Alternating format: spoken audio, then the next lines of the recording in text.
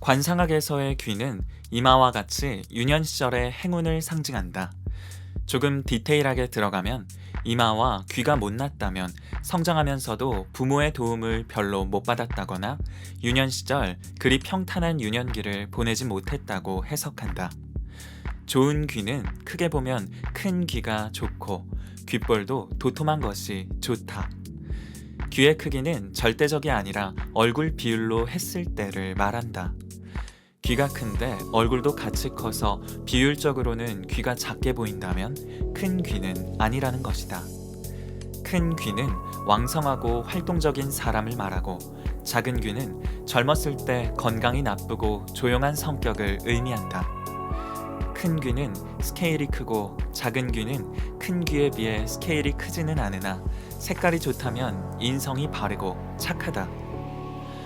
먼저 거울을 보고 귀의 높이를 확인해보자. 눈썹과 귀의 위치를 살펴보고 기준점을 잡아본다면 눈썹보다 귀가 높이 있는지, 귀의 가장 높은 지점이 눈썹 가장 낮은 지점과 수평을 이룬다면 그것이 표준이다.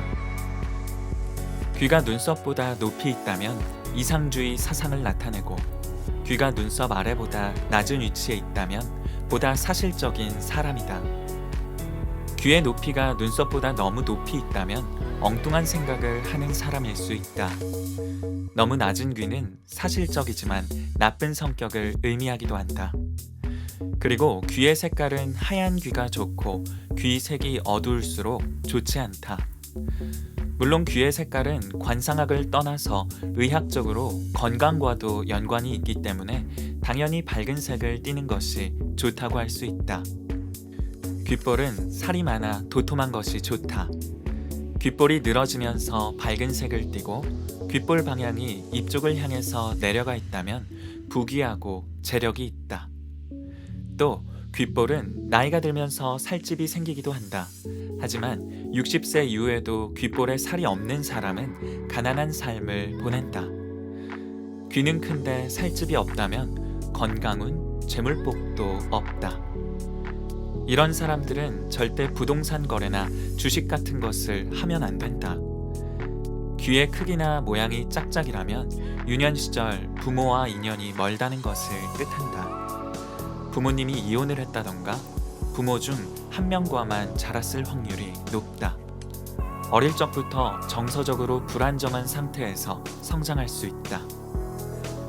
만약 자녀의 귀가 짝짝이 귀라면 자녀에게 보다 신경 쓰는 것이 좋겠다. 마지막으로 작은 귀보다는 당연히 큰 귀가 좋다. 하지만 귀 색깔이 밝은 색을 띠고 살집이 있어야 하고 귓볼이 도톰해야 한다. 귀가 작고 살도 없고 색깔도 어둡다면 머리로 가려버리자. 관상이란 한 부위만 잘생겼다고 해서 재물운이 있거나 장수한다는 것은 아니다. 여러 부위를 종합해서 그것들을 조화롭게 봐야 하는 것이다. 귀가 큰 거지와 코가 이쁜 거지도 있다.